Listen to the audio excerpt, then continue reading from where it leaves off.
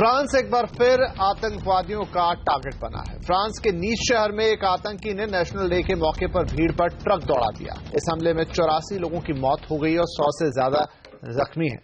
ऐसा शायद पहली बार हुआ है कि किसी आतंकी ने बिना गोला बारूद के इतना बड़ा नुकसान पहुंचाया है। ये बिल्कुल एक नए किस्म का आतंकी मॉड्यूल है। फ्रांस के राष्ट्रपति ने इसे आतंकी हमला करार दिया है। शक की सुई आतंकी संगठन इस्लामिक स्टेट यानी आईएस की ओर घूम रही है। हालांकि इस संगठन ने औपचारिक तौर पर इसकी जिम्मेदारी नहीं ली है, लेकिन सोशल मीडिया पर आईएस समर्थकों के जश्न की तस्वीरें छाई हुई हैं। पिछले दिनों ढाका, बगदाद, इस्तांबुल के बाद फ्रांस पर हुए हमले ने ग्लोबल टेरर का एक खौफनाक चेहरा पेश किया है। इस हमले के बाद बराक ओबामा से लेकर एंजेला मर्केल तक सबने एक सुर में आतंकवाद के खिलाफ लड़ाई में कंधे से कंधा मिलाने की बात की है। लेकिन क्या दुनिया भर के नेता ग्लोबल आतंकवाद से मुकाबले के लिए गंभीर है भी? आतंकवाद को शह देने वाले देशों के खिलाफ क्या कोई ठोस एक्शन होगा? और सबसे बड़ा सवाल, भारत के लिए आईएस या आतंकवाद इस तरीके का कितना खतरनाक है? आज की इस बड़ी चर्चा में हमारे साथ शामिल हो रहे हैं बीजेपी के प्रवक्ता जफर इस्लाम, कांग्रेस के प्रवक्ता संजय झा, पूर्व डिप्लोमेट विवेक काटजू, सामरिक विश्लेषक सुशांत सरीन साहब, उत्तर प्रदेश के पूर्व डीजीपी और रक्षा विशेषज्ञ विक्रम सिंह साहब, लेखक रतन शारदा, गरीब नवाज फाउंडेशन के चेयरमैन मौलाना अंसार रजा और newage-islam.com के संपादक सुल्तान शाहीन साहब। आप सभी का बहुत बहुत स्वागत है।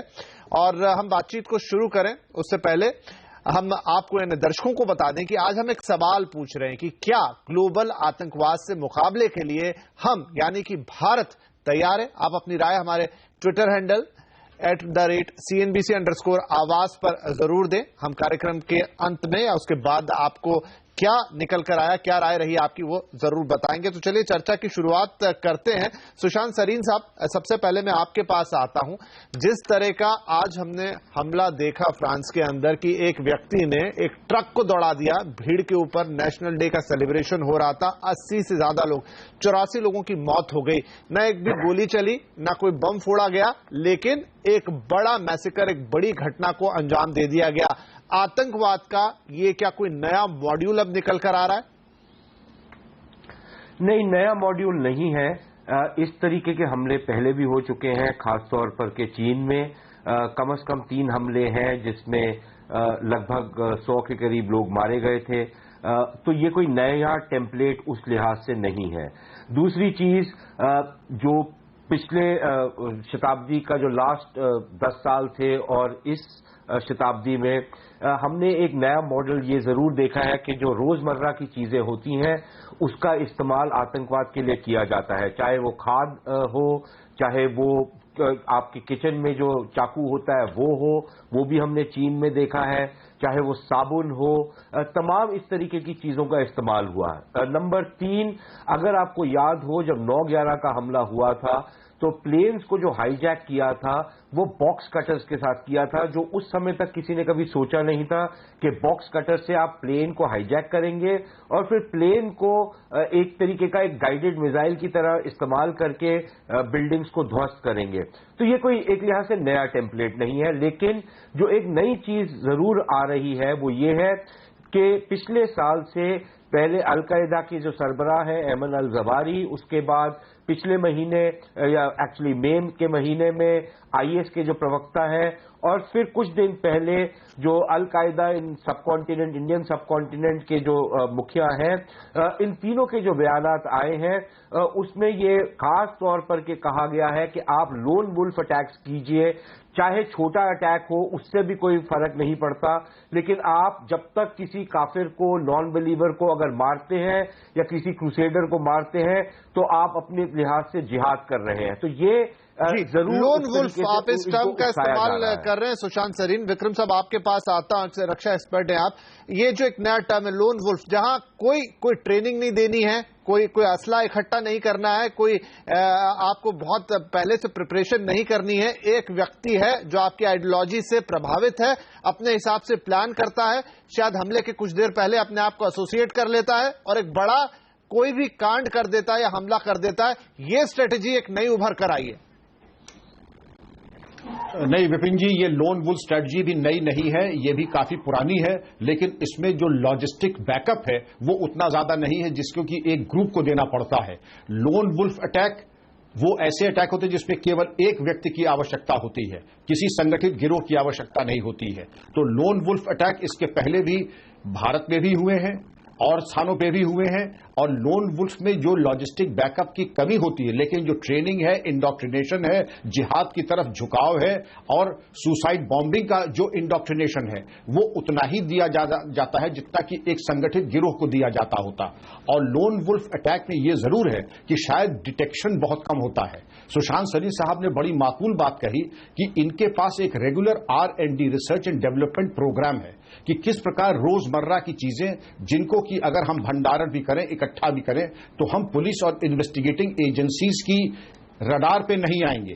साबुन, hydrogen peroxide, detergents, ammonium nitrate, इस तरीके के केमिकल्स, छोटे मोटे कील कांटे जिनको कि हम श्रैपनल्स की तरह इस्तेमाल कर सकते हैं, रस्सी, सुतली, धागे, इस तरह की चीजों को लपेट करके हम उनको बम की शक्ल दे सकते हैं। और जैसे कि आपने इंग्लैंड में भी अगर देखा था जिस प्रकार वुलिच के एक सिपाही को काटा गया था, वो भी एक लोन वुल्फ अटैक था। इसके अलावा मैं आपको कई उदाहरण दे सकता हूं। लेकिन क्या आतंकवादी या ISIS की बात करें, वो इस तरह की टैक्टिक अपना रही, जहां पर अगर हम ऑरलैंडो अटैक की बात करें जो अमेरिका में होता हुआ हमने देखा, वहां पर भी एक व्यक्ति ने पूरे कारनामे को अंजाम दिया, हालांकि वहां गोलियां चली और यहां ट्रक का इस्तेमाल किया गया। जी जी, बिल्कुल सही कह रहे हैं। लोन वुल्फ अटैक इनकी R&D और इनकी constant upgradation of skills, constant upgradation, मुझे तो यह भी शक होता है कि हर एपिसोड के बाद ये उसके बाद लेसन्स ड्रॉन के ऊपर भी कार्रवाई करते हैं। और इससे एक बहुत बड़ी नसीहत सबको मिलती है, पुलिस एजेंसीज को भी, कि हर एपिसोड के बाद जो लेसन्स ड्रॉन है अगर वो ड्रॉ कर सकते हैं तो हम लोगों को भी बिल्कुल ड्रॉ करना चाहिए और अपने R&D को कम से कम एक जनरेशन आगे उनसे करना होगा। एक्सचेंज ऑफ इंफॉर्मेशन, क्योंकि लोन वुल्फ एक नया आयाम है उग्रवाद में और इस तरह की चरमपंथी गतिविधियों में, क्योंकि लोन वुल्फ जो एक मैटर है, इसमें एक ऐसी परिस्थिति उत्पन्न हो जाती है कि डिटेक्शन उतना आसान नहीं होगा जितना कि गिरोह के इकट्ठा होने में, प्लानिंग में और कॉन्स्पिरेसी में। जी, तो आतंकवाद का थोड़ा सा नया स्वरूप देख रहे हैं। यहां पर विवेक काटजू साहब आपके पास आता हूं कि एक फ्रेंचाइजी मॉडल सा हो गया है। हम आज के हमले का जिक्र करें, हालांकि ISIS ने सीधी जिम्मेदारी तो नहीं ली अभी इसके लिए, लेकिन जैसा हमने बताया कि अगर सोशल मीडिया पर देखें तो लग रहा है कि ISIS का इसमें हाथ था, काफी जश्न मनाया जा रहा है। अगर मैं ऑरलैंडो अटैक की बात करूं, वहां पर भी जो गोली चलाने वाला शख्स था मतीन, उसने कुछ देर पहले ही अपना एसोसिएशन जाहिर किया ISIS से, निष्ठा दिखाई, हमला कर दिया। आज ये वाला हमला और मतीन, अगर अमेरिका वाले दोनों हमले की हम बात करें तो दोनों ही लोग कोई ऐसे, उनका बैकग्राउंड जब पुलिस ने खंगाला तो छोटे मोटे अपराध किए थे, कोई ऐसा एसोसिएशन नहीं निकला उनका किसी बड़े टेरर ग्रुप के साथ। लेकिन जिस तरीके से उन्होंने अपने आप को ग्लोरीफाई कर लिया, अपनी मौत को ग्लोरीफाई किया, अटैच किया, तो यानी बहुत दूर से बैठे बैठे अपनी विचारधारा से IS प्रभावित कर रहा है। लोग इस तरह के कारनामे उसके प्रभाव में आकर एक फ्रेंचाइजी मॉडल में अंजाम दे रहे हैं। तो क्या ये और भयानक स्वरूप आतंकवाद का निकलता हुआ नहीं दिख रहा है? देखिए, नए तरीके अपनाए जा रहे हैं जो कि पहले भी शायद हो चुके हैं कुछ हद तक, लेकिन अब लोन वुल्फ का जो एक तरीका है वो उसका ज्यादा इस्तेमाल होगा। और हमारी जो खुफिया एजेंसीज हैं, हमारी ही नहीं, देश विश्व भर की, और जो रक्षा और जो सुरक्षा एजेंसीज हैं, उनको इसका मुकाबला करना पड़ेगा, उनको भी नए तरीकों का इजाद करना पड़ेगा। लेकिन उससे ज्यादा जो हमें खतरा है वो उस विचारधारा का है, जिस विचारधारा के जरिए ये इस तरह का आतंकवाद पनप रहा, जन्म ले रहा है और पनप रहा है। और इसमें मेरा खुद का ये अनुभव रहा है और मैं ये फील करता हूं कि इसमें हमारे जो इस्लामी स्कॉलर्स हैं, भारत ही में नहीं विश्व भर में, उनको घोर चिंतन करना पड़ेगा कि जो अब ये एक नए किस्म के इस्लामी मजहबों का ऐजाद हो रहा है, चाहे जिसमें इन सबको ऐसी गतिविधियों को जायज ठहराया जा रहा है, वो جو ابھی تک کا جو اسلامی مذہب تھا، ٹریڈیشنل مذہب تھا، اسلام لفظ کے معنی ہی شانتی ہے، پیس ہے، وہ اس سے الگ ہے. تو مجھے یہ لگتا ہے کہ ہمارے اسلامک اسکالرز کا زیادہ دائتو بنتا ہے کہ وہ اسلامک سمودائے میں یہ پرچار کریں کہ یہ سب غیر اسلامی ہے، یہ مذہب اور دین کے خلاف ہے، اور اس کو کوئی بھی ذمہ دار ویکتی جائز نہیں ٹھہرا سکتا جب تک، کیونکہ آپ یہ دیکھیں گے کہ یہ آج کا تو جو کل رات کا حادثہ ہوا وہ فرانس میں نیس میں ہوا، لیکن کتنے حادثے اسلامی ملکوں میں ہو رہے ہیں، اسلامی ممالک میں ہو رہے ہیں، اور وہاں اس پر تو خالی جب تک اسلامی دنیا کے جو اسکالرز ہیں بالکل، تو یہاں پر مولانا انصار رضا ہیں ہمارے ساتھ، جب تک وہ نہیں اس پر آگے بڑھیں گے مجھے لگتا ہے مشکل اور بڑھے گی. بالکل. رضا صاحب آپ سے یہ پرشن لے کر آئیں گے آپ کے پاس کہ جو اس وقت اسلام کے نام پر کیا جا رہا ہے یا اسلام کے پراتن روپ کا حوالہ دے کر کیا جا رہا ہے، آئی ایس کر رہا ہے یا القاعدہ کر رہا ہے، حالانکہ آپ لوگ ڈیفینڈ کرتے ہیں کہ وہ لوگ جو ایسا کر رہے ہیں وہ مسلمان نہیں ہے، لیکن کیا صرف اس ایک لائن کے ڈیفینڈ کرنے سے بات بن جاتی ہے؟ کچھ ٹھوس اس میں ہونا، اور جیسا یہاں پر کاٹجو صاحب کہہ رہے ہیں کہ جو اسلامک اسکالرز ہیں ان کو آگے آنا پڑے گا اور ایک لائن ڈرا کرنی پڑے گی.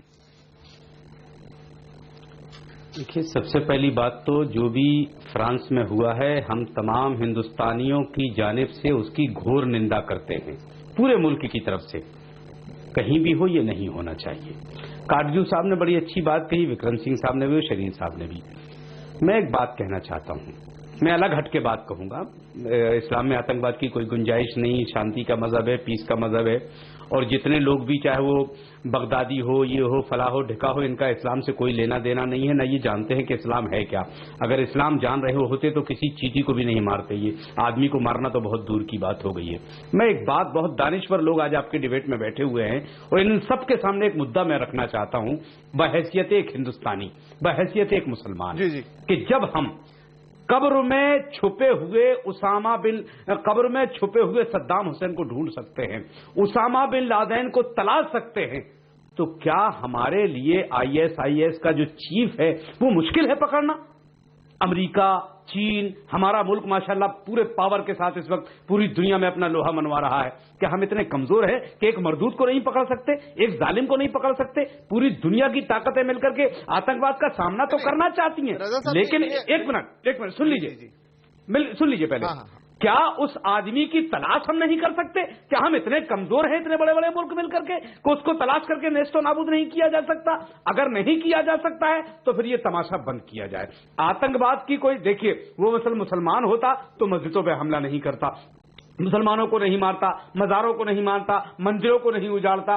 کیا آپ یہ بتائیے کہ مثال کے طور پر آپ اینکر ہیں، آپ ہمارے ہم وطن بھائی ہیں، غیر مسلم ہیں، کیا ہم آپ سے اس بات کی توقع رکھ سکتے ہیں کہ آپ کسی مندر پہ حملہ کریں گے؟ نہیں کر سکتے ہم اس بات کی توقع. ہم جانتے ہیں جو مول پرشن تھا، نہیں آپ ٹھیک فرما رہے ہیں کہ یہ بات صحیح ہے کہ مارنا چاہیے، یہ بڑا پرشن، اس پر بھی آئیں گے، لیکن جو مول پرشن تھا کہ آج بھارت میں دیکھیے روز ایک قصہ آ رہا ہے، کہیں کیرل سے آ رہا ہے، کہیں حیدرآباد سے آ رہا ہے کہ لوگ انفلوئنس ہو رہے ہیں، جو مسلم یوتھ ہے وہ انفلوئنس ہو رہا ہے، کچھ دیش چھوڑ کے جا چکے ہیں، کچھ دیش میں پکڑے گئے ہیں، آگے کاروائی ہو رہی ہے. لیکن کیا مسلم اسکالرز کا یہ ذمہ داری نہیں بنتی کہ جو ایک غلط اوردھارنا اسلام کے نام پر پھیلائی جا رہی ہے اسے انکاؤنٹر کیا جائے اور پختہ طور پہ کیا جائے؟ بپن جی، ہم ایک بات جانتے اچھی طریقے سے کہ ہمارے ہندوستان کے بعض علماء پوری طریقے سے باقاعدہ طور پہ اپنی قوم کو سمجھانے میں لگے ہوئے ہیں، لیکن آج سوال اٹھ رہا ہے بھارت کی حکومت پر، آج سوال اٹھ رہا ہے مودی سرکار کی حکومت پر کہ جس ذاکر نائک کو ہم لوگوں نے پوری طریقے سے کنڈم کیا ہے، آج مودی کے قریب بیٹھنے والا کہہ رہا ہے میں 20 سال سے اس آدمی کو جانتا ہوں، وہ ملک کے خلاف کوئی سازش نہیں رکھ سکتا. تو یہ تو یہاں تو مشکل یہ ہے کہ جس آدمی کو آستین میں پال رکھا ہے وہی اس بات کو کہہ رہا ہے.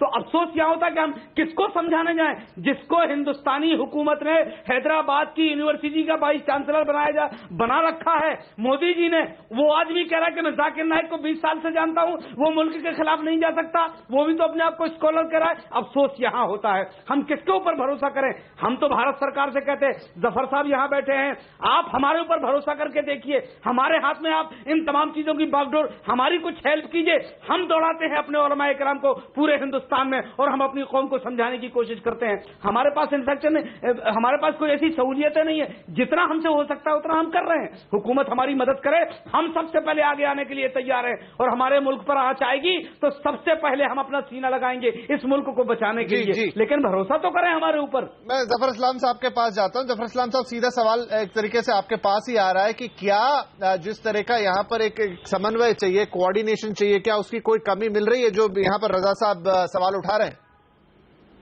अरे जफर सरेश वाला ने सपोर्ट किया है जाकिर नाइक का। देखिए, जफर सरेश वाला ना तो बीजेपी के हैं, ना तो इंडिया गवर्नमेंट के पार्ट है, ना तो वो किसी तरह से भी। अरे आपने उनको वाइस चांसलर तो बना रखा है जफर साहब। रजा साहब 2 मिनट दीजिए, मैं आपकी बड़ी संजीदगी से आपकी बात सुनिए, तो मुझे भी आप थोड़ा मौका दें कि मैं बोल पाऊं, अपनी बातों को रख पाऊं आपके सामने। मैं बहुत सारे जितने भी पैनलिस्ट ने अब तक बात रखी, सबसे मैं एग्री करता हूं कि देखिए, टेररिज्म एक मीनस है और इसको हम लोगों को किसी न किसी तरह फाइट करना चाहिए, हर लेवल पे फाइट करना चाहिए। अगर कज्जू साहब ने कहा कि इस्लामिक स्कॉलर, मुझे भी लगता है कि इस्लामिक स्कॉलर बिकॉज मुस्लिम समाज से जुड़ा हुआ है, चाहे वो हिंदुस्तान में हो या ये, लेकिन सबसे बड़ा एक्शन जो होना चाहिए वो टेरर फैक्ट्री पे होना चाहिए। पाकिस्तान जैसे देश पे जो टेरर फैक्ट्री बना के रखा हुआ है और वहां से इस तरह की आतंकवादी एक्टिविटी शुरू होती है। उसके अलावा मैं कज्जू साहब के बाद इस बात से भी इत्तेफाक रखता हूं कि इस्लामिक स्कॉलर जो एक बड़ा अच्छा रोल प्ले कर सकते हैं, जैसे रजा साहब यहाँ पर है, उनको इस्लाम के बारे में मालूम है। शायद जफर सरेश वाला जी जो है वो इस्लाम के बारे में इतनी मालूमात नहीं रखते होंगे जितना कि रजा साहब रखते हैं और उनकी बात को शायद लोग उतने भी मानने वाले नहीं होंगे जितने कि इनके मानने वाले होंगे।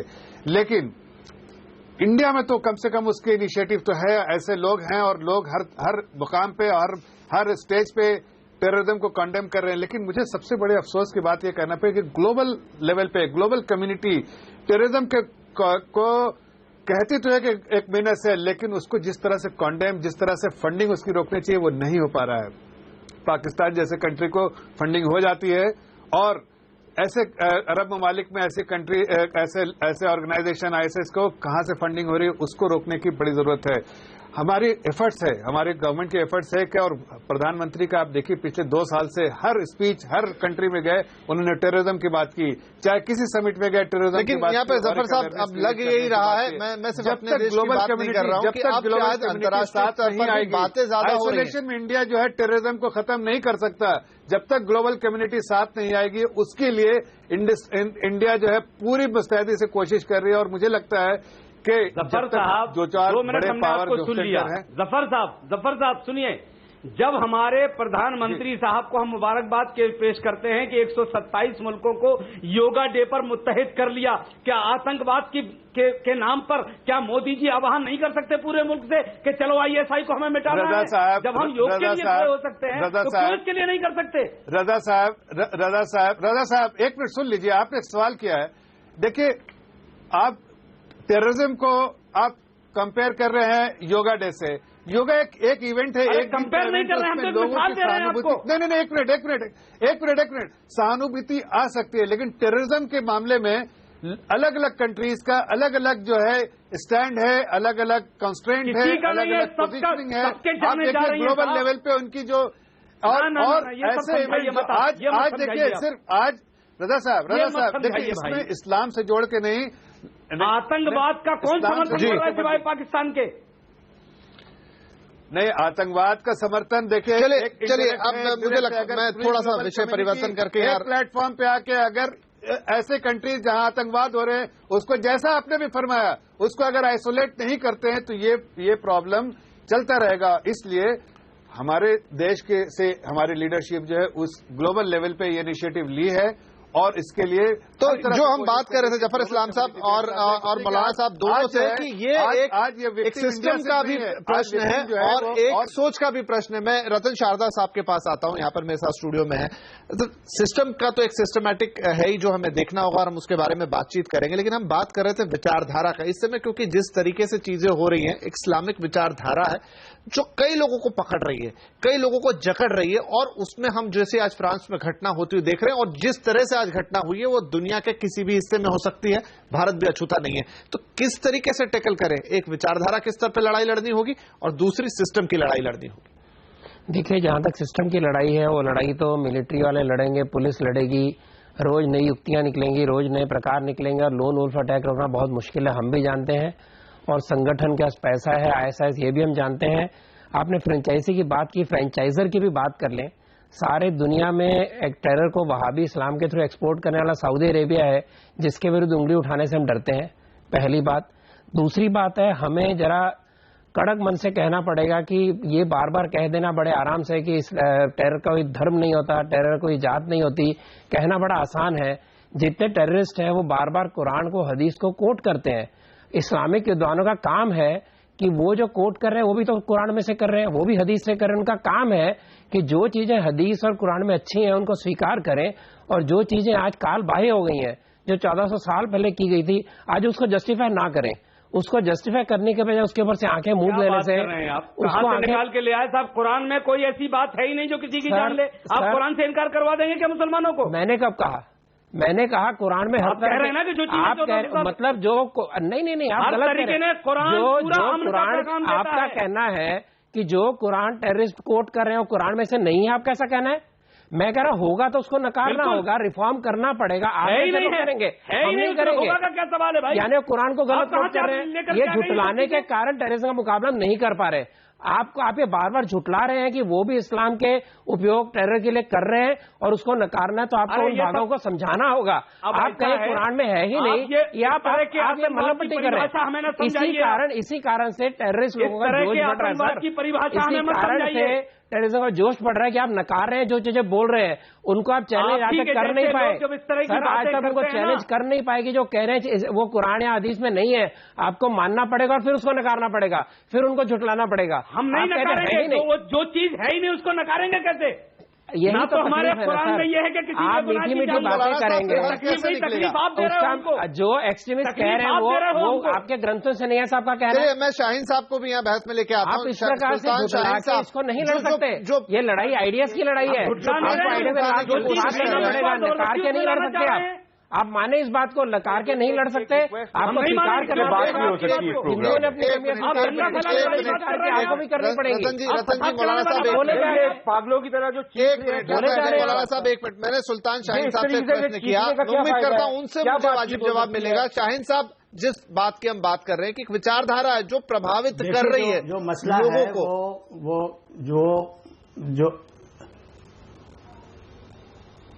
جو اوریجنل مسئلہ ہے وہ ہمارے سامنے آ گیا اسی پینل ڈسکشن میں کہ ہم مسلمان ہمارے علماء کرام ڈینائل میں ہیں.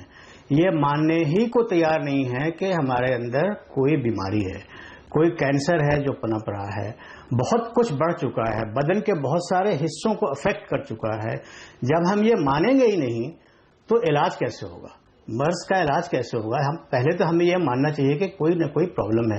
ہر آدمی دوسروں کو بلیم کرنے میں لگا ہوا ہے, کوئی امریکہ کو, کوئی ہندوؤں کو, کوئی یہودیوں کو, کسی کو کسی نہ کسی طریقے سے.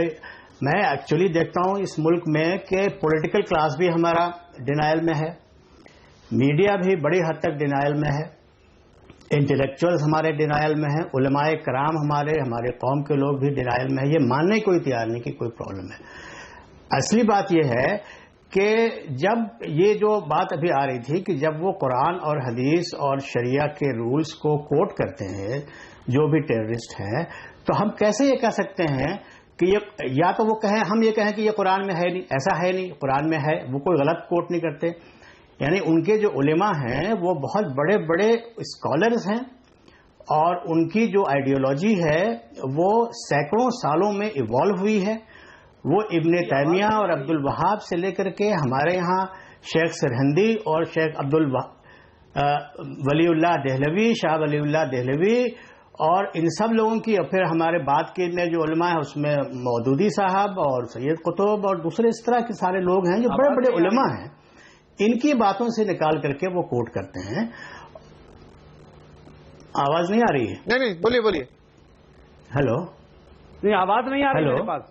آ رہی ہے جی. تو یہ وہ لوگ کوئی من گھڑت باتیں نہیں کر رہے ہیں. یہ لوگ، یہ جو ٹیررسٹ ہیں، یہ کوئی من گھڑت باتیں نہیں کر رہے ہیں. اور من گھڑت باتیں کر رہے ہوتے تو ہمارے اتنے انٹیلیجنٹ، پڑھے لکھے اور ہونہار بچے ان کے پاس نہیں بھاگے جاتے. ہمیں وہ منافق سمجھتے ہیں، ہمارے علماء کو منافق سمجھتے ہیں. ہم لوگ جو یہ بات کہتے ہیں کہ اسلام پیس کا مذہب ہے اور یہ غلط ہے، اور یہ تو وہ کہتے ہیں کہ یہ تو منافق ہیں، یہ صحیح نہیں ہے یہ بات کہہ رہے ہیں. اور وہ جو بات کہہ رہا ہے وہ صحیح ہے. آخری ایسا کیوں ہو رہا تھا؟ ہماری قوم میں لوگوں کو یہ سوچنا چاہیے تھا.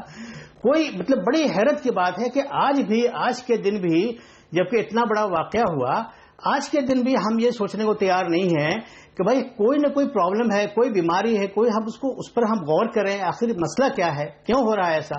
اب آپ دیکھیں، ایک سمپل سی بات ہے. قرآن کی بات کہا انہوں نے، ابھی مولانا صاحب نے کہہ دیا کہ یہ قرآن میں یہ ہے ہی نہیں. یہ قرآن میں دو طرح کی آیتیں ہیں. ایک جو مکہ میں زیادہ تر آئی تھی فاؤنڈیشنل ورسز ہیں، کانسٹیٹیوٹیو ورسز ہیں، جو کہ بہت پیس اور پیشنس اور پرزیورنس اور گڈ نیبرلینس اور دوسرے مذہبوں کا رسپیکٹ کرنا اور یہ اچھی باتیں سکھاتی ہیں. اس کے بعد پھر لڑائی شروع ہوئی.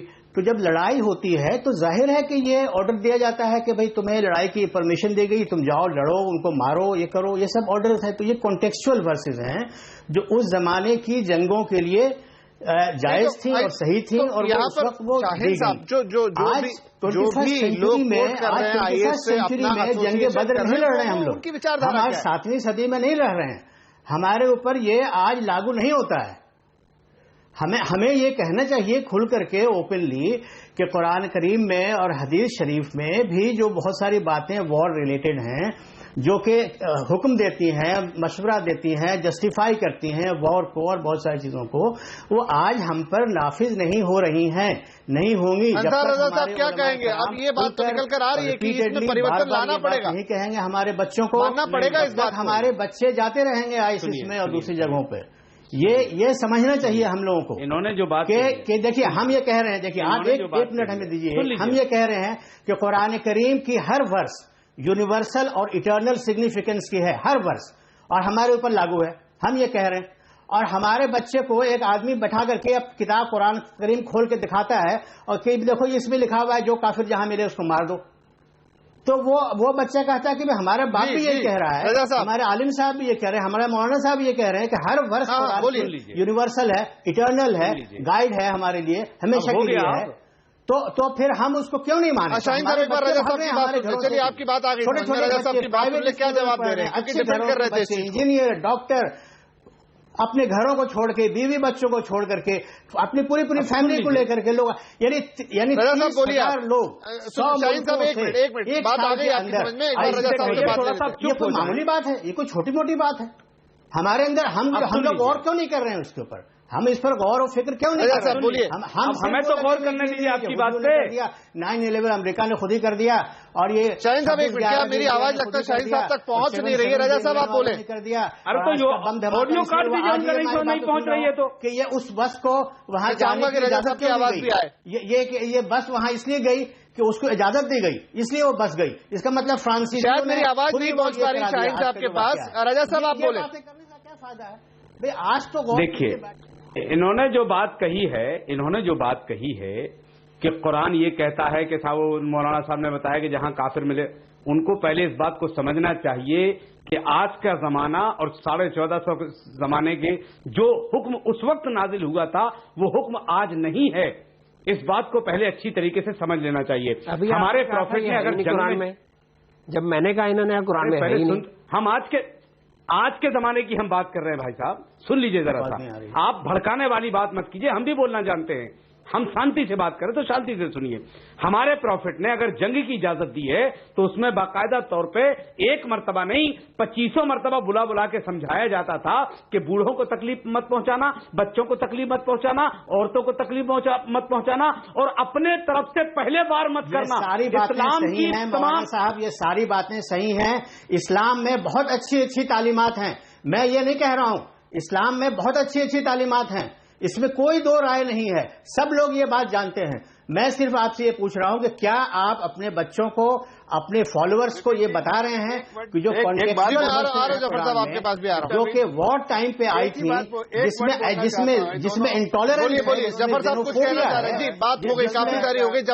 جو وار کے لیے کیا وہ آج ہم پر نافذ ہیں کہ نہیں ہے, یہ بات آپ ریپیٹڈلی کہیے. حدیث میں سویلین کلنگ کو جسٹیفائی کیا گیا.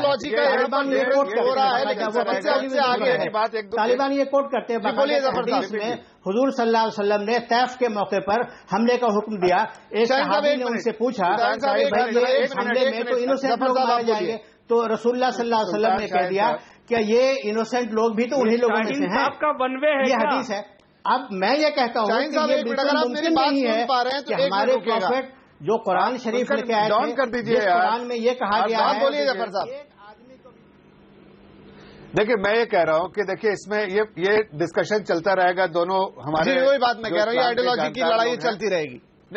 نہیں, اس میں سب سے مدعے کی بات ہے. دیکھیے یہ اگر آپ کا ہاؤس ان آرڈر نہیں ہے, مطلب اگر اسلام سماج میں اگر یہ کہیں سے بات اٹھ رہی, چاہے وہ اسلام کو ماننے والا نہیں ہو, ماننے والا ہو, الگ الگ انٹرپریٹیشن والا ہو, کئی سیکٹ ہے, مدعے کی بات ہے کہ کنٹری جیسے سعودی عرب ہے وہ کنٹری کو انیشیٹو لینا ہی چاہیے اور ایسے اس کو کنڈیم کرنا چاہیے اور اس کو ہر طرح سے اس پہ رکاوٹ ڈالنی چاہیے.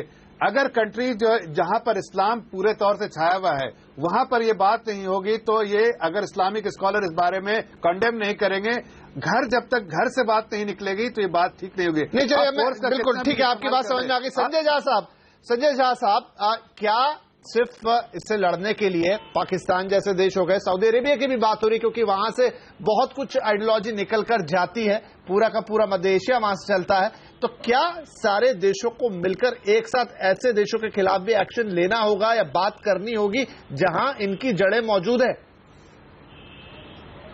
دیکھیں, آپ نے جو پرشن پوچھا وہ بہت اہم ہے. میں سمجھتا ہوں کہ ہمیشہ سے آتنکواد ایک گمبھیر مسئلہ رہا ہے.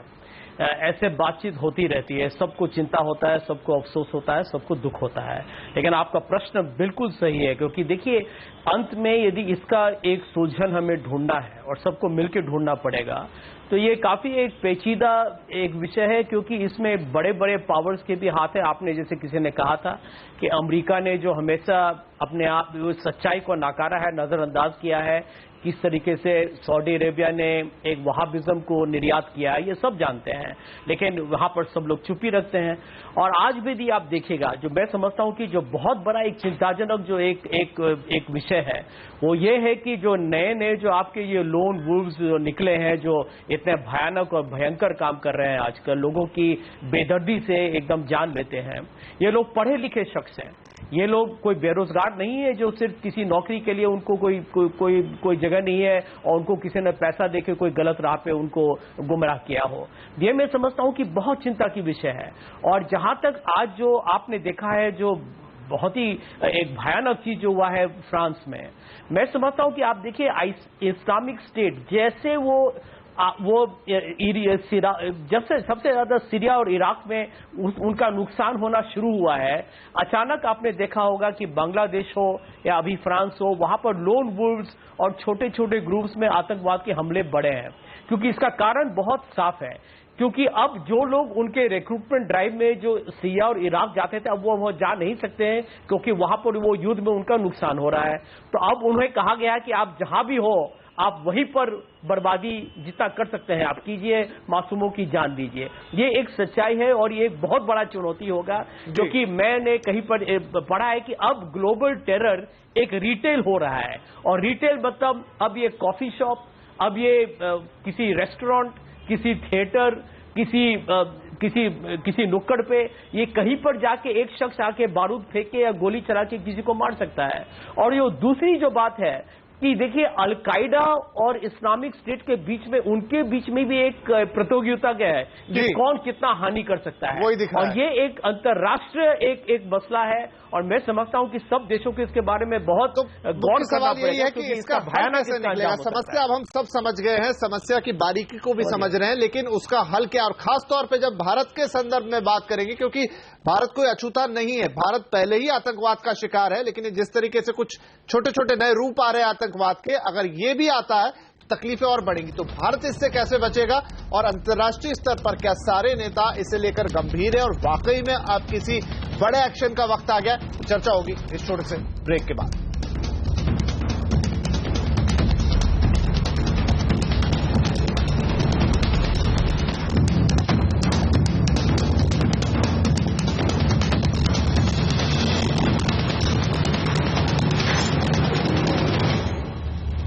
आवाज अड्डा में आज बात हो रही टेरर का टाइम बम। फ्रांस में हुए आज एक बड़े हमले जिसमें ट्रक का इस्तेमाल किया गया और 84 लोगों की मौत हो गई, और ये एक नए रूप का आतंकवाद देखने को मिला। सुशांत सरीन साहब, आपके पास फिर से आता हूं और ये पूछना चाहता हूं कि हम जो बात कर रहे हैं टेरर को रोकने की, और अब बात इंडिया स्पेसिफिक करते हैं कि भारत के लिए कितना बड़ा खतरा, जिस तरीके का मॉड्यूल आज हमने देखा, आप लोगों ने सबने कहा कि पहले भी इस तरीके के मॉड्यूल देखने में मिले हैं, लेकिन अगर हम पुराना मुंबई में ब्लास्ट की बात करें जो ट्रेन में हुआ, या मुंबई अटैक्स जो हुए, या हमारी पार्लियामेंट पे हुआ, वो सारे एक ऐसे थे जहां बाहर से लोग आए, असला बारूद के साथ आए, अटैक किया। लेकिन जो आज वाला मॉडल है, ये काफी भारत जैसे देश के लिए, जहां पर काफी बड़ा देश है, इंफ्रास्ट्रक्चर उतना अच्छा नहीं है, शायद हमारी सिक्योरिटी फोर्सेज उतनी स्ट्रांग नहीं है कि उन्हें उस तरीके से टैकल करे, ये कैसे निपटेंगे, कितने बड़े खतरे के तौर पे भारत के लिए देखते हैं, और इससे निपटेंगे कैसे? ये 3-4 चीजें हैं, और मैं उम्मीद करता हूं कि मुझे कोई इंटरप्ट नहीं करेगा, क्योंकि रजा साहब सभी को इंटरप्ट करते आ रहे हैं। तो मैं उम्मीद करता हूं कि मैं अपनी बात रख लूंगा, और फिर उसके बाद जिसने जो बोलना है वो बोलते रहे। पहली बात तो ये है कि भारत में अगर ये माना जाए कि हम एक तरीके के एक अछूते मुल्क हैं और हमारे यहाँ पर ये आग नहीं लगेगी, तो फिर ये खुशफहमी होगी हमारी। ये आग लग रही है, ये चिंगारियां यहाँ पर नजर आ रही हैं, और जो पिछले 1-1.5 साल में कुछ पकड़ दकड़ हुई है लोगों की, वो हमारे सामने है। तो ये मान लेना कि ये छोटे छोटे सेल्स यहाँ पर नहीं बनेंगे, वो बन रहे हैं, तो ये होगा यहाँ पर। दूसरी चीज कि अभी तक तो सरकार या जो सुरक्षा एजेंसियां हैं उनकी उपलब्धि काफी रही है, लेकिन ये कभी भी, जैसे सिंह साहब भी कह रहे थे, ये पुख्ता चीज नहीं हो सकती, कुछ ना कुछ will slip through the cracks, तो ये तो होगा यहाँ पर। और उसके लिए जरूरी ये है कि जब उस तरीके का कोई हादसा हो तो जो पुलिस बल है उनकी इतनी क्षमता हो कि वो बहुत क्विकली 2, 4, 5 मिनट के अंदर अंदर रिस्पॉन्ड कर सके, जो अभी शायद नहीं कर सकते। उनकी ना तो ट्रेनिंग है, ना उनकी वो क्षमता है। वो दूसरी प्रॉब्लम है। तीसरी और जो ज्यादा बड़ा प्रॉब्लम है, वो जो आज का डिबेट था वो है, जो सुल्तान शाहीन साहब ने बात की, वो 100 बात की एक बात थी, और उन्होंने सारी के सारी चीज को बिल्कुल एक छोटे से उसमें बंद करके आपके सामने पेश कर दिया।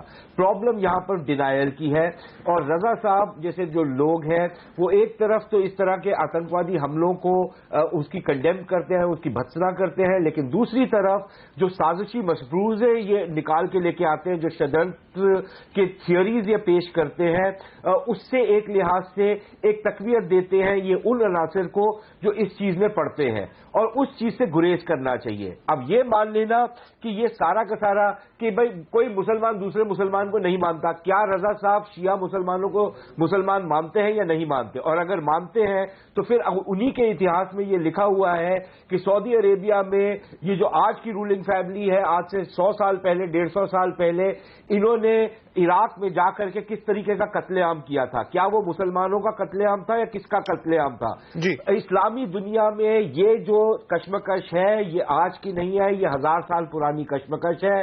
और भारत के अंदर, और इसके बारे में भी सुल्तान शाहीन साहब ने बताया, लेकिन मैं उसमें थोड़ा सा और ऐड करता हूं कि 18वीं सदी में जो ये सैयद अहमद बरेलवी की मूवमेंट थी वो और क्या थी, वो यही इसी तरीके के तकफीरी लोग थे जो वहां पर जाकर, जो आज का पाकिस्तान में जो स्वात वगैरह का एरिया है वहां पर जाकर ऑपरेट करते थे और यहां पर वो दहशतगर्दी फैलाते थे।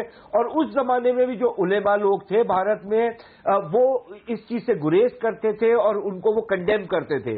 तो ये जरूरी है कि उस चीज में उलेमा लोगों का अपना हिस्सा पड़े, لیکن اگر یہ اسی طریقے کی جو کانسپریسی تھیوریز ہیں وہ گڑتے رہیں گے اور اسی طریقے کے سوال پوچھیں گے. اب امریکہ کو بھی تو 10 سال لگے اسامہ بن لادن کو ڈھونڈنے میں. 10 سال کیوں لگے؟ وہ نہیں مل پایا ان کو, چاہے پاکستانیوں نے چھپایا تھا یا جو مرضی کارن تھا. 15 سال ہو گئے ہیں کہ ایمن الزواری سوال یہی ہے کہ کیسے کا چیف ہے وہ چھپا ہوا ہے, اس کو نہیں ڈھونڈ پا رہے. تو یا تو آپ یہ کہیں کہ امریکہ بہادر جائے B-52 بمبر سے سارے کے سارے ایریا کو فلیٹن کر دے, اور اگر 1 لاکھ آدمی مرتا ہے تو مار دے, اور وہ بھی مر جائے گا. اس میں پھر یہ ساری بات سمجھ میں آئی, لوگ ہیں پھر شور مچائیں گے. سرین صاحب یہ ساری بات سمجھ میں آئی, لیکن جو مول سوال لے کر اب آئے تھے ڈیبیٹ کے اس حصے میں کہ کیسے نپٹیں گے ہم اس سے, آپ نے جو بات کی وہ کافی نہیں نپٹ پائیں گے جب تک اس طریقے کا ڈینائل رہے گا. رجا صاحب اس پہ ایک میں کمنٹ رجا صاحب سے لیتا ہوں, پھر کاجو صاحب کے پاس جاؤں گا. رجا صاحب یہ جو ڈینائل موڈ ہے اس سے تھوڑا کہیں پریورتن کی ہمیں ضرورت ہے, اور اسی کی وجہ سے ایک جو سوچ ہے اس میں پریورتن آئے گا, اور سوچ کا بہت بڑا رول ہے اس پوری سمسیا میں. مجھے لگ رہا ہے کہ شرین صاحب شاید مجھے ذاکر نائک سمجھ رہے ہیں, ان کو اپنی سوچ کو تبدیل کرنا چاہیے. میں ذاکر نائک نہیں ہوں, انصار رضا ہوں. پہلی بات تو یہ اچھی طریقے سے اپنے دماغ, آپ ہر ایک آدمی جو ہے کر چکے اپنی سوچ کو کرتے جا رہے ہیں. آپ اپنی بات چلا چلی نہیں کر رہے ہیں, ہم سب کی بات سن رہے ہیں, ہم بولتے نہیں ہیں بیچ میں کبھی کسی کے. ہم بہت سنجیدگی سے بات کو سنتے ہیں, ہم نہیں کرتے. جب غلط آپ بولیں گے تو ہم کریں گے, لیکن ہم نے آپ کو بہت سکون سے سنا ہے. میں آپ کے دماغ کو سن لیتے ہیں رضا صاحب کیا کہہ رہے ہیں, 1 منٹ سن لیتے ہیں. میں آپ کو پہلے آپ ہائی جیک کرنے کی کوشش کرتے ہیں, سارا ڈیبیٹ آپ خراب کرتے ہیں. اور شرین صاحب میں آپ کو پڑھنا چاہ رہا تھا کہ آپ ہمیں کتنا پڑھ رہے ہیں. ہم اتنی خاموش اس لیے بیٹھے تھے. میں آپ کو ایک بات بتا دوں کہ ہندوستان میں آپ نے جس احمد رضا کا نام لیا ہے, وہ احمد رضا وہ شخص ہے کہ جنہوں نے 50 کتابیں صرف اس بات پر لکھ دی ہیں کہ اپنے ملک سے محبت کرو, اپنے وطن سے محبت کرو, اپنے ہم وطن بھائی سے محبت کرو. ہم وہاں سے آتے ہیں. آپ کی نالج بھی کمی ہے. آپ کون سے احمد رضا کی بات کر رہے ہیں؟ مجھے نہیں پتا آپ کہاں سے نکال کر کے سوات میں جا کر کے رنجیت سنگھ کے خلاف یدھ کر رہا تھا, جہاد کر رہا تھا. آپ اسی کی بات کر رہے ہیں. وہ احمد رضا بریلوی نہیں ہے. چلیے ہم جو سوال پوچھنا چاہ رہے ہیں رجا صاحب سے وہی پوچھیں. 1 منٹ رجا صاحب آپ اپنی بات رکھیں. اب اسی لیے میں کہتا ہوں کہ اگر آپ پڑھے لکھے ہیں تو اس کا یہ مطلب نہیں ہے اس کے سب کے اوپر آپ بھاری ہو جائیں گے. ہم یہاں بھانگ گھونٹ کر کے نہیں بیٹھے ہوئے ہیں, ہم بھی کتابیں پڑھ کر کے. تو ہم جو مول پرشن آپ کے پاس لے کر آئے تھے کہ سوچ والی جو بات ہے اس کو بدلنے میں تو آپ کی مدد لگے گی.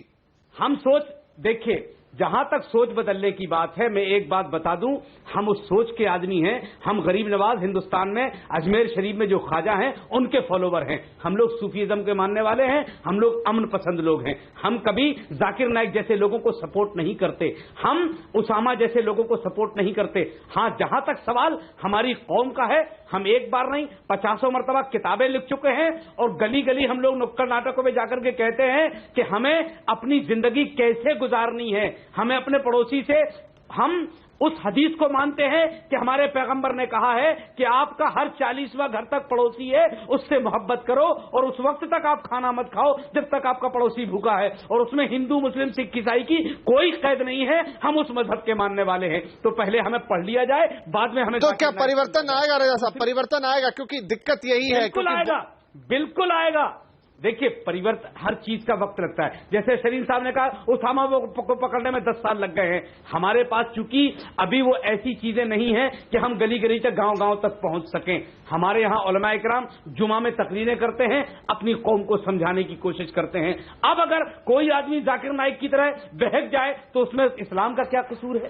چلیے ذاکر نائک کو تھوڑا الگ رکھتے ہیں. یہاں پر رتن شاردا صاحب کچھ کہنا چاہ رہے ہیں, میں بات سن لیتا ہوں. میں بالکل تھوڑے میں بات رکھوں گا کہ یہ سوچ لینا کہ ایک اسامہ بن لادن مارنے سے یا ایک آدھ کوئی اور ٹیررسٹ ہیڈ مارنے سے سمسیا ختم ہوگی, نہیں ہونے والی ہے. یہ رکت بیج راکشس ہے, ایک مرے گا دوسرا پیدا ہوگا.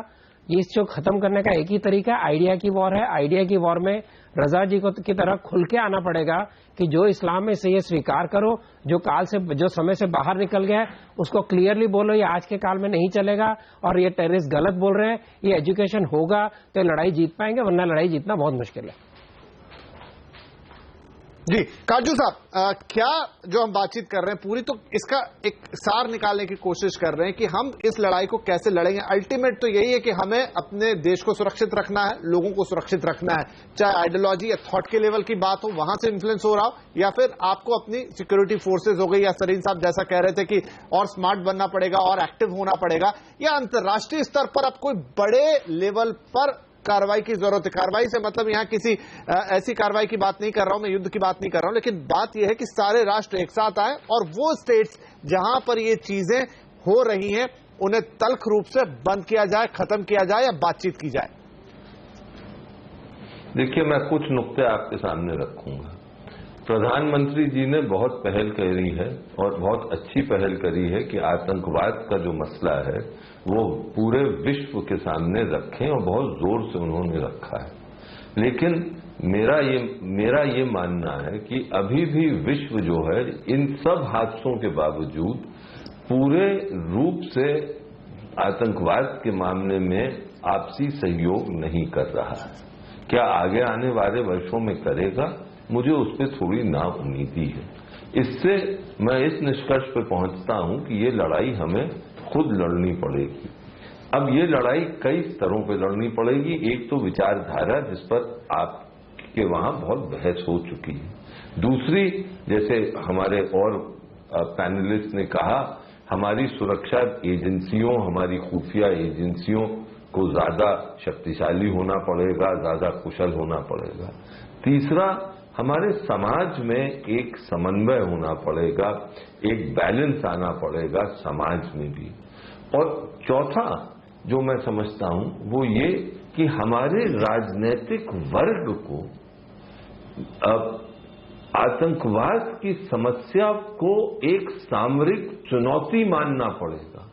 अब मेरा ये मानना है कि जैसे पाकिस्तान से जो आतंकवाद आ रहा है, आज से नहीं 2 दशक या 25-26 3 दशक अब होने को आए, वो अभी तक हम एक पॉलिटिकल चाहे कोई भी सरकार हो उसको पॉलिटिकल मैनेजमेंट की एक्सरसाइज की तरह देखती है, सामरिक चुनौती नहीं समझती।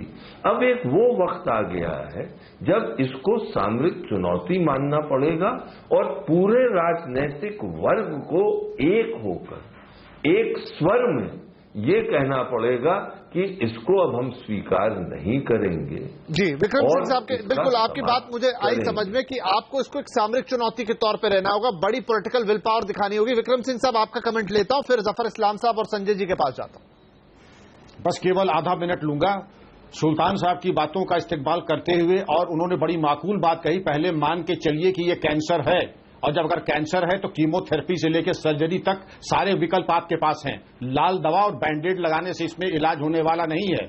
जहां जरूरत हो माकूल कार्रवाई कीजिए और पहले समझ लीजिए कि आपकी स्मारक क्षमता और डिटरेंस, काटजू साहब ने डिटरेंस की बात की, इजराइल के ऊपर और चीन के ऊपर आसानी से हमले नहीं होते हैं, और होंगे तो ऐसा मुंह तोड़ जवाब दिया जाएगा कि 7 पुश्त याद करेगा। इसलिए अपनी डिटरेंस और अपनी सामरिक तैयारी, और जफर साहब से गुजारिश है जरा एनसीटीसी के बारे में गौर फरमा लें, क्योंकि अब अगर नहीं हुआ तो कब होगा, क्योंकि एनसीटीसी अब वक्त की पुकार है और जरूरत है कि एनसीटीसी अब आ जानी चाहिए, क्योंकि जितने लोग उतनी तरह की बातें। अब देश को एक प्रत्युत्तर एक देश की तरह देना चाहिए, न कि पॉलिटिकल माकूल तरीके से देना चाहिए। इसलिए जरूरी है NCTC proper financial action task force से तालमेल करके जो फाइनेंशियल एंगल्स हैं उसको न्यूट्रलाइज करना चाहिए, और एनआईए को सक्षम बनाना चाहिए, एबल बनाना चाहिए, और उसको एक जनरेशन आगे टेररिस्ट के आगे। चलिए, तो यहां पर जफर साहब का कमेंट ले लेते हैं। जफर साहब, वाकई में इस लड़ाई को लड़ने के लिए अब चौतरफा काम करना पड़ेगा, और सबसे ज्यादा पॉलिटिकल विल, और आपको इसे एक सामरिक समस्या मानना पड़ेगा, ना कि एक पॉलिटिकल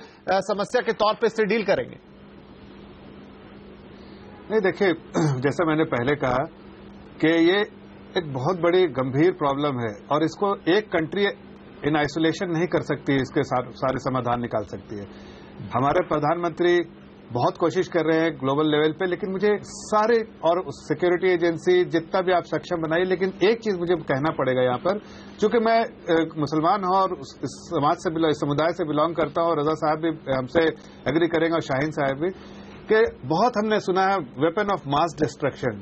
ये हमने वर्ड बहुत सुना था पहले जब आतंकवाद शुरू हुआ है, जब इराक में प्रॉब्लम और जगह में प्रॉब्लम शुरू हुई, लेकिन वो था कि नहीं उसकी पुष्टि बाद में करेंगे, लेकिन होगी। लेकिन वेपन ऑफ मास इम्पैक्ट वो हमारे कम्युनिटी के अंदर है।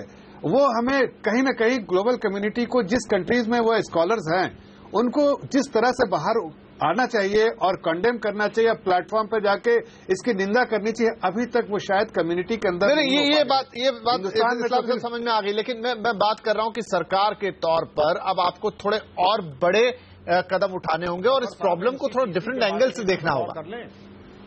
नहीं, सरकार हर तरह की इनिशिएटिव उठा रही है, लेकिन मैं ये कह रहा हूं कि सरकार, जैसा सिंह साहब कह रहे थे, मैं उनका इस्तकबाल करता हूं, उनके सजेशन का। सरकार तो पूरे दिशा में सोच रही है कि इस प्रॉब्लम का समाधान हर तरह से निकाला जाए और ऐसे कंट्रीज जो कि सपोर्ट करते हैं, जो इसको स्टेट पॉलिसी बना के रखते हैं, जैसे पाकिस्तान, उसको आइसोलेट करना चाहिए और वहां सैंक्शन लगना चाहिए। ISI जैसे जगह पर ऑर्गेनाइजेशन को पर सैंक्शन लगना चाहिए। सरकार अपना काम कर रही है और अच्छे से कर रही है, करती रहेगी, लेकिन इसके लिए ग्लोबल कम्युनिटी का सपोर्ट होना चाहिए। संजय झा भी इस बात को मान रहे थे और सारे पैनलिस्ट मानते हैं कि ग्लोबल कम्युनिटी में अभी भी रेसिस्टेंस है कहीं न कहीं।